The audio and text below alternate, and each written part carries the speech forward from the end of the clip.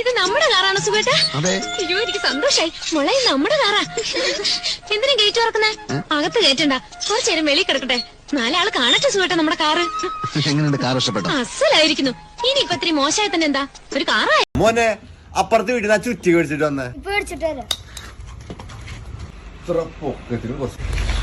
അവരുടെ അടുത്തില്ലാന്നാ പറയണ്. അവരുടെ അടുത്തില്ലാഞ്ഞിട്ടൊന്നല്ല, തേഞ്ഞു പോന്ന് വിചാരിച്ചിട്ട് എടുത്തു വെക്കണതാ. ഒരു കാര്യം ചെയ്യ്, നീ നമ്മളെ ചുറ്റി എടുത്തോ.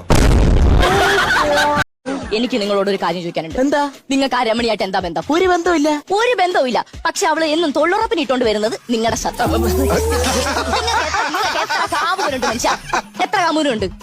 അറിയില്ല. മക്കളെ, ഇവനൊരു ജെട്ടി കൊടുക്ക്. പിന്നെ ജെട്ടി മേടിക്കണ്ടേ? അമ്മ എന്തിനകത്ത് അമ്മക്ക് ആവശ്യമുള്ള സാധനം എടുത്തേച്ച പോരെ. അതിനു മുമ്പേ നിനക്കൊരു ജെട്ടി മേടിക്കണം. മക്കള് കേക്കണം. കഴിഞ്ഞ ദിവസം അപ്പുറത്തെ സുധാകരനുമായിട്ട് ഒരു വഴക്കുണ്ടായി. പറയട്ടെ ഇറക്കാം. വഴക്കുണ്ടായി. ആ വഴക്കിനിടയ്ക്ക് അവൻ വൈരാഗ്യത്തിന് അവന്റെ പട്ടീനെ അഴിച്ചു വിട്ടു. ഓടി വന്ന ആ പട്ടി ഇവന്റെ മുണ്ടും കടിച്ചു കുറച്ചുകൊണ്ട് ഒരൊറ്റ പോക്ക്. എന്റെ പൊന്നാമ്പുരാനെ, ഇട്ടിരുന്ന ജെട്ടിക്കൊരു 35 കിഴുത്തുണ്ട്.